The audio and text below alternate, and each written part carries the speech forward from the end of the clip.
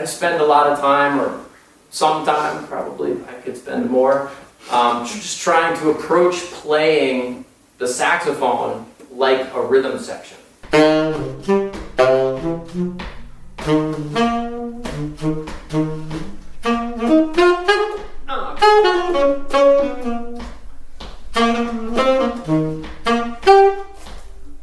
Like I'm trying to play with the mentality of a piano player, like the way that a piano would voice and voice lead, you know, or the way a bass player would walk or be thinking about the time, you know, so that if I reduce what I'm playing, 1, 2,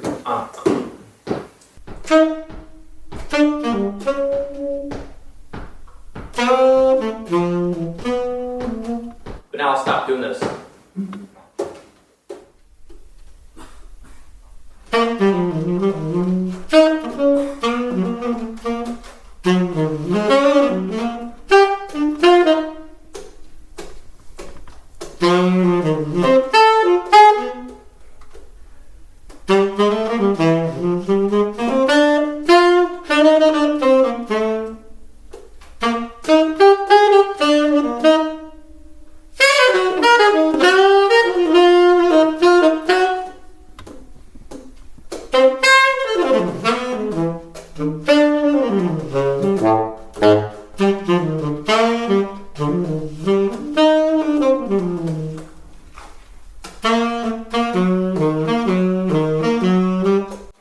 So whatever I'm doing, the very first thing I'm trying to do is actually just hear as if there was a whole band, you know? Does that come across?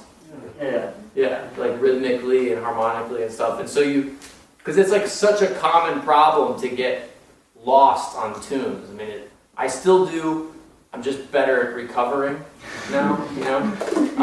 But I used to get lost all the time, especially on songs that have like A, B, A, C forms, you know? I was like, oh, am I on the B or am I on the C, you know? And so spending time learning to listen to like the bass notes and what's going on there and developing ways of, because I think developing ways of getting unlost, getting found, you know, like how do you're gonna get lost, it's gonna happen. So the question is, then what, right? And I think for a lot of musicians, certainly for myself, the tendency is to play more, right? You want to fill up the space, because if you keep filling up the space, it won't be obvious that you're lost. And with so much of music, I think actually the opposite thing is certainly what I want to train myself to do, is not play more, but play less. Listen more, play less. If I want to practice this and I'm by myself, a great thing to do, so the first thing you're probably going to learn is the melody of the song, especially as a horn player or single line player. You're going to learn the melody, great. But if you don't get the bottom part, you just have in isolation.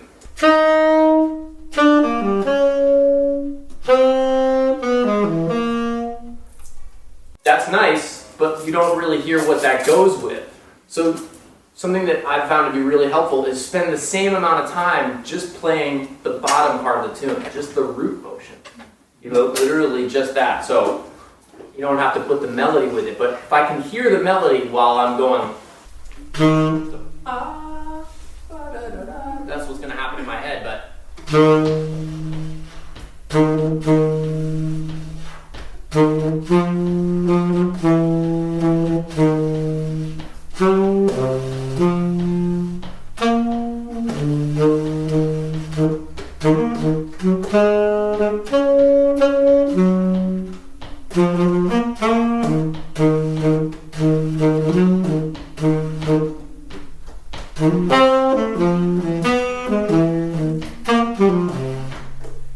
very basic, and I'll from just playing those root notes in time. That's it.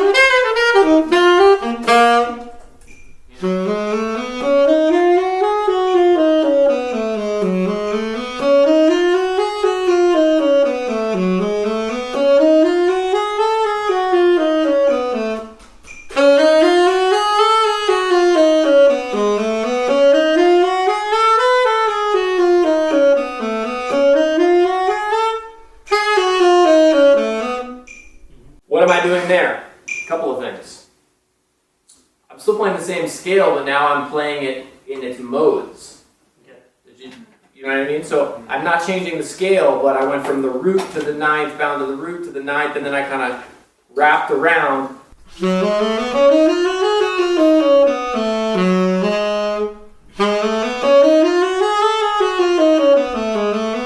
And I'll do each one, you know, 3 or 4 times, and there I'm focusing on, like, also I sped up, right? I mean, I didn't speed up, but I changed the density that I'm playing the scale at, right? I just went from playing quarter notes with the click to now playing 16th notes, but I have not moved the metronome. But my fingers are now moving faster, right? But my relationship to the pulse is still anchored in the pulse. So this, for me, has been very effective versus what normally happens, which is people start to, you know, and then they do it here.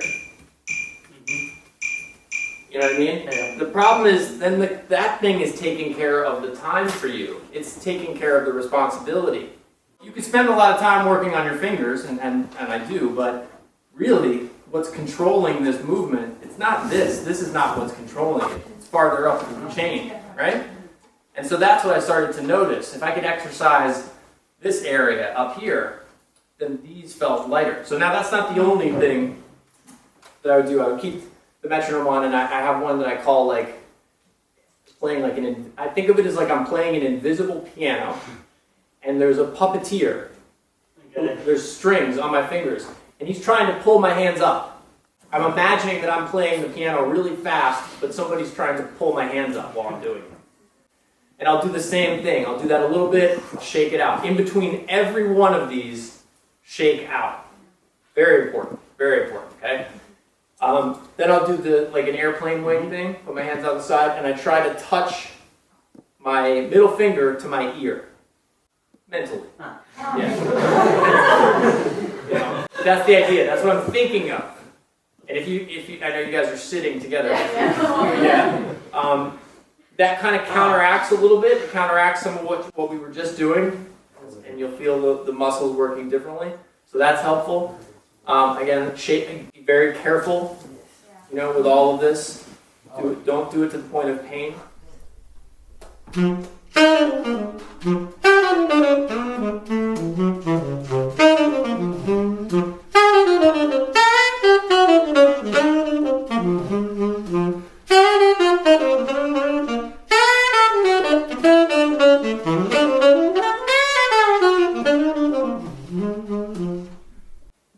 So I can start to move into other places harmonically, but the shape of the melodic thing that I'm anchoring myself to rhythmically provides like a glue, you know? And so that's kind of what I mean, like when I was saying like stablemates or something. The practice of having to work on how do you negotiate chord changes like that. And when I'm practicing stablemates, I'm thinking, how can I play through these difficult chord changes in a melodic way?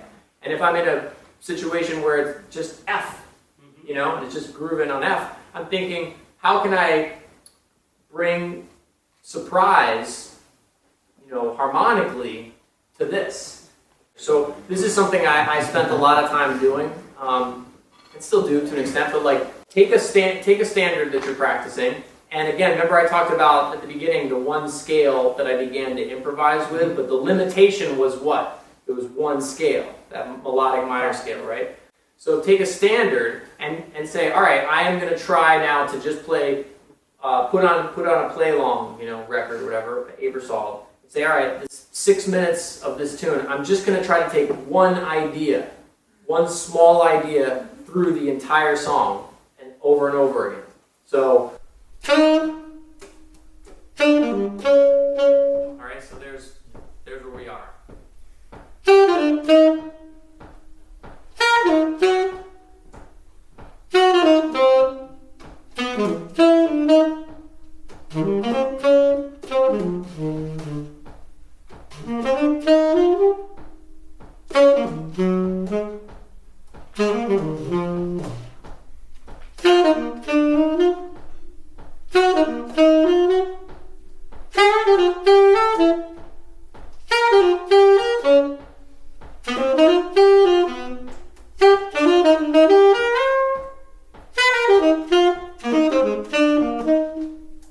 Right?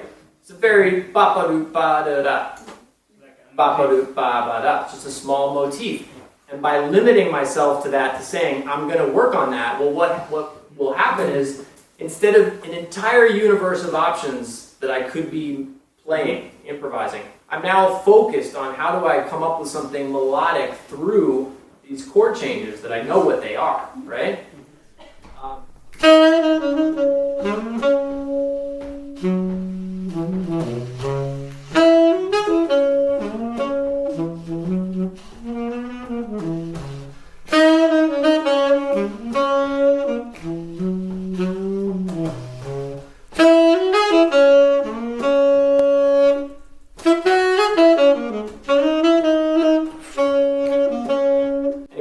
Song goes. So within that, if I'm improvising over it, I'm not thinking about 2/5s and changes and what's coming. I'm thinking about a narrative, a story, like sometimes almost talking. So if I go to play over that,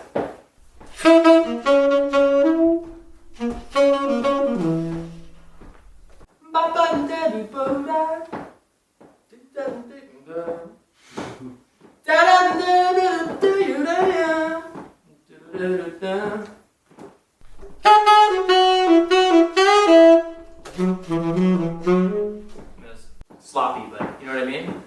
I'm hearing something close to it and I'm trying to play that. So I'm trying to like vocalize what I'm playing.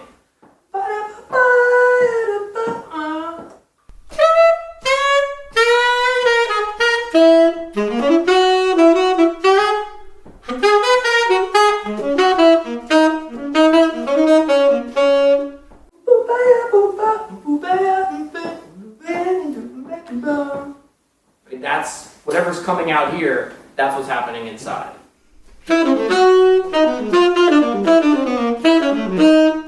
Brilliant. He doesn't just go, but harmonically, he is doing that, but that's gold mine right there. That's vocabulary. You know what I'm saying? Like, he's playing those changes, but he's not just doing the same stupid thing over and over again. It's brilliant how he breaks it up. So that's a whole lesson for me right there. Wow, okay. So then I can go so many ways with that. I mean, first of all, I got to get that stuff under my fingers. And how can I, negotiate through the bridge, just being able to actually play those.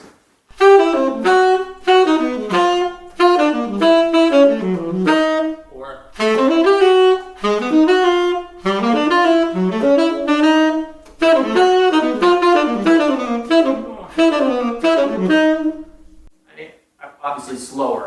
I would slow down and work on it, but I'm always looking for the kind of the scaffolding. You know what scaffolding is? Like when they're working on a building, they have to put up all the... Yeah, like what's the scaffolding underneath that? If that's the top, if that's the thing that we're seeing or that we're hearing, what's everything underneath it that we're not?